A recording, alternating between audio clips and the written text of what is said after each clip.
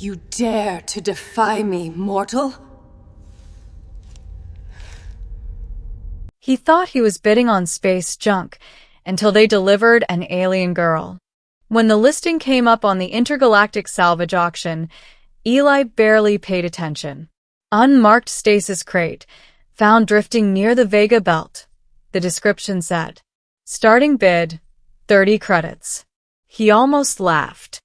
30 credits barely bought a meal on Aero Station. Still, he'd had a few drinks and a bad day, so when the countdown hit 10 seconds, he tapped bid just to feel something. He won. The next morning, the auction AI sent a message. Lot number 4427 will be delivered to Dock 9. Eli blinked at the confirmation. Hell, he thought, guess I actually bought it. Dock 9 smelled of ozone and hydraulic oil. The delivery drone was already there, a black cube the size of a cargo shuttle. Its surface shimmered with containment runes and stasis seals. Definitely not the junk heap he was expecting. Recipient Eli Rourke? Chirped the drone. Please confirm receipt. Yeah, Eli said. He signed the pad. The drone vanished in a flash of warp light, leaving him alone with the crate. The seals pulsed blue. Then, with a hiss, they released. Frost rolled down the sides as the stasis field collapsed. Inside was a machinery. It was a person. She lay curled inside the pod, skin a pale violet, hair floating like silver threads in the defrost mist. Her eyes were closed, lashes long and white. A small, luminescent mark glowed on her collarbone, a symbol Eli didn't recognize. Holy hell, he whispered. They sold me a body? He nearly called station security right then. But as he reached for his comm, her chest rose. A breath. Another. Then her eyes opened. They were luminous gold. She sat up so suddenly that Eli stumbled backward. Whoa, easy. You're okay. You're awake. Her gaze darted around, disoriented, sharp. Then she focused on him. Human, she rasped, her voice soft but edged with static. Where am I? Aero Station, he said automatically. You were in some kind of stasis pod. I, accidentally bought you at an auction. Her pupils narrowed. You bought me? Wrong choice of words, he said quickly, holding up his hands. Look, I thought it was junk. I didn't know whatever this is. She stared at him another moment, then swung her legs over the edge of the pod. Her movements were slow, graceful, and oddly precise, like someone who'd been trained for combat or royalty. What's your name? He asked. She hesitated. Lyran, she said finally, of the House of Sither. That meant nothing to Eli, but the way she said it made it sound important. Over the next hour, he got her out of the crate and into his small repair bay. The stasis pod's readouts were old, pre-Federation tech. Whoever she was, she'd been frozen for decades. Maybe centuries. She watched everything with quiet intensity. When he offered her a cup of water, she turned it in her hands like she'd forgotten what it was for. You're not from around here, are you? He said. She gave him a look that said, obviously. The war, she murmured. Is it over? What war? The Dominion. The purge of the outer spheres. Eli frowned. Lady, that's ancient history. The Dominion fell 200 years ago. Her expression froze. Slowly, she set the cup down. Then, my people are gone. For the next few days, Lyran barely spoke. She slept on the cot in the back room, wrapped in one of his old flight blankets, and stared out the window at the stars. Eli tried to keep busy. He repaired drones, tuned engines, anything to fill the silence.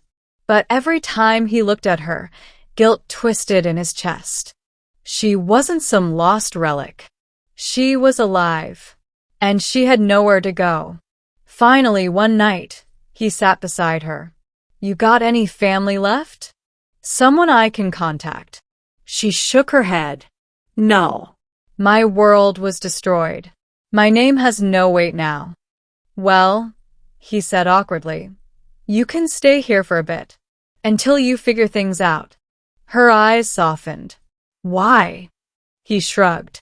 Seems like the right thing to do. She studied him for a long moment, then nodded slightly. You're strange, human, but kind. Weeks passed. Lyran learned quickly about human customs, station systems, the way things had changed. She started helping around the bay, repairing tools with delicate precision. Once, when a plasma conduit exploded, she shielded Eli instinctively with a burst of blue energy that shimmered around her like wings. He stared at her afterward, heart hammering. What was that? She looked embarrassed. Old reflex. Ether shield. My kind were attuned to energy. Guess that explains the glowing. She smiled faintly. And here I thought humans found that unsettling. Lady, he said, grinning, you've clearly never seen a human bar after payday. She laughed then, the sound clear and melodic, and something in his chest warmed. But not everyone was so accepting. Word spread that Eli had found something valuable in a salvage crate. Soon scavengers started sniffing around. One night, he returned to the bay to find the door forced open. 3 men stood inside, station thugs with cheap cybernetic implants and greed in their eyes. She's worth a fortune, one sneered. Biotech like that? Pre-Dominion gene mods? We'll sell her to the guild. Eli didn't even think. He grabbed a wrench and charged. The first thug went down with a broken nose. The second drew a blaster. Eli ducked behind the workbench as shots scorched the wall. Then a sound filled the room, a rising hum. Lyran stepped out from the shadows, eyes blazing gold. The air rippled. The thugs froze mid-step, their weapons trembling in their hands. Leave, she said, her voice resonating with power, or be unmade. They fled, stumbling over each other in panic. When the last one vanished, the hum faded. Lyran swayed, exhausted. Eli caught her before she fell. Hey, easy, he said. You okay? She nodded weakly. My energy reserves are limited, but they will not harm you again. He smiled, tightening his grip. You protected me. I should be the one watching your back. She looked up at him then, eyes luminous. Perhaps, she whispered, we protect each other. After that, things changed. They worked side by side, eating, laughing, sharing stories. She told him about her world of crystalline cities and twin suns, about the oath she once swore to guard her people's future. He told her about Earth, about oceans, rain, and the smell of pine. Sometimes, when the lights dimmed and the station slept, they'd sit by the viewport together. I dreamed once, she said softly, of seeing the stars without orders, just to look and breathe. Dream granted, he said. She smiled. You say that as if you are some kind of hero. He shrugged. Nah. Just a guy who bought the wrong box. But the universe rarely lets peace last. A month later, a Federation patrol ship docked at Eros. The captain, a polished man in a silver uniform, arrived with a squad of soldiers.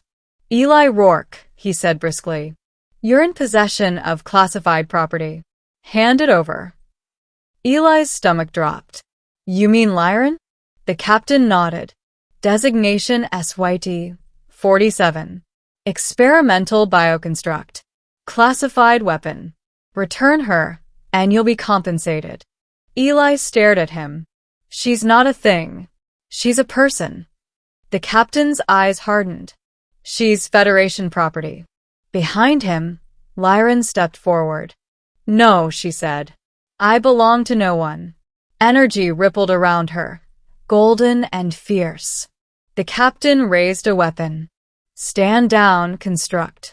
Eli moved without thinking, stepping in front of her. You'll have to go through me first,